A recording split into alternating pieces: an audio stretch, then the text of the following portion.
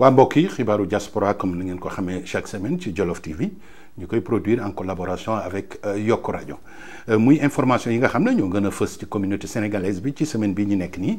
génn fii ci Italie ak ci yeneen dëkk yi nga xam ne ñoo nekk ci Europe xanaa ñu commencé ko donc mbokk yi ak information bu métti ba nga xam ne moo xew Espagne nga xam ne juróomi doomi sénégalais yoo xam ne dañ doon jaay ci plage bi doon ñibbi seen kër ci guddi accidenté wax dëgg yàlla ñoom ñëpp ñu faatu ci muy mbir moo xam ne mu métti la information bi nag suñ xarit Momar Dieng Diop moom moo ko joxe journaux sénégalais yëpp reprendre ko xanaa rek ñuy wax suñ mbokk yi nga xam ne ñooy liggéey di ci mbirum oto ñu am ci prudence te lépp lu ñuy wax mbirum assurance ak permis waaw ñu jaarale ko yoon fii ci Europe ndaxte wax dëgg yàlla accident fii moom métti na trop waaw surtout nag ngeen faatu ci wax dëgg yàlla lu métti la ñu ngi xalaat donc seen famille yi nga xam ne ñoo nekk Sénégal di leen jaale nag suñ mbokk Sénégal yi nga xam ne ñoo nekk foofu ca Espagne. mbokk yi ñu jàll ci ñaareeli information bi mu nga jógee Sénégal ONG boobu ñuy wax Horizon Sans Frontières di xeexal moom immigré diaspora bi yëpp waaw foofu ca Sénégal moom wax dëgg yàlla joxe na information bu mag ne doomu Sénégal yu bëri yoo xam ne ñu ngi ci àll bi di immigré jaar boori Libye waaw loolu ñuy wax ca te guerre ba am fa ñu ci bëri dañ leen di enrôler forcer leen boole leen ci unité de combat yi nga xam ne ñooy guerre foofu waaw foofu ca Libye xanaa ñuy digg rek suñu mbokk yi nga xam ne ñooy tukki fépp di immigré fépp foo xam ne njaaxum am na fa lu mel ni guerre ak yu mel noonu ñu moytu ko te nag di moytu tamit ñi nga xam ne ñoo leen di nax di leen bugg a boole ci groupe armé yi pour fay leen xaalis loolu wax dëgg yàlla ay naxaate la gis nañ ne wax dëgg yàlla ci réew yu bëri dafay am loolu nag ñu éviter ko surtout nag li nga xam ne moo xew foofu ci Irak xew foofu ca Syrie xew foofu ca Libye loolu yëpp ñu jëm ko éviter mbokk yi ñu dellu toujours waaw foofu ca Sénégal encore waaw Kéba Diop doon suñ benn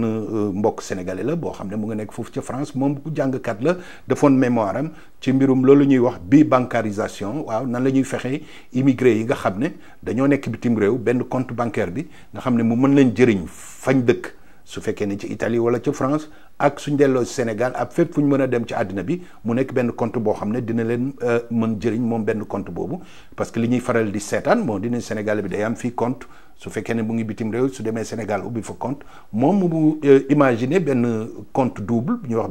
bi bancaire boo xam ne daf cee defoon liggéey def ci mémoire ba noppi bind ko mbir mi nag dafa indi wax ndaxte moom Kéba Diop boobu nee na xalaatam boobu Société Générale bi nga xam ne ci banque yi gën a mag la bokk ci Sénégal ñoom dañoo sàcc idéem ba noppi nar ko doxal xam-xam bi sans pour autant ñu wax ko moom nag nee na bi mu ko bindee ci mémoire am da ko demoon loolu ñuy wax droit d'auteur mu protection industrielle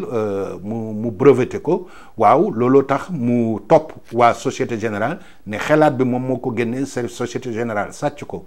sans am autorisation sans boole ko ci moom nag mu ngi porter plainte banque boobu di laaj ñu fay ko 10 milliards waaw mbir mi doy waar la mbokk yi parce que wax dëgg yàlla li muy wax communauté sénégalaise bi yematul rek Sénégal mais fépp ci àddina bi kon nag doomu Sénégal yi nga xam ne ñu ngi nekk si bitim réew di gëstu di am xam-xam di produire wax dëgg yàlla war nañ leen jàppale di leen valoriser di leen impliquer aussi waaye nag nit bind yéen nga toog sa bureau rek jël bind bi mu neex rek nga jël ko dugal ko loolu xam naa ne dal na immigré yu bëri mbokk yi mais nag Kéba Diop nee na moom du seetaan mbokk yi donc xanaa ñu dellu encore toujours Sénégal ay doomi sénégalais yoo xam ne ñoo nekk fii bokk ak benn ONG bu ñuy wax Onlus Aurora ñoom wax dëgg yàlla def nañ mbir mu rafet jël benn ambulance comme ni ngeen ko gisee nii ci photo bi may ko commune Mont-Rolland waaw loolu tamit mbokk yi mu nekk jëf ju rafet di wax doomu sénégalais yi fañ nekk ci bitim réew suñ contacté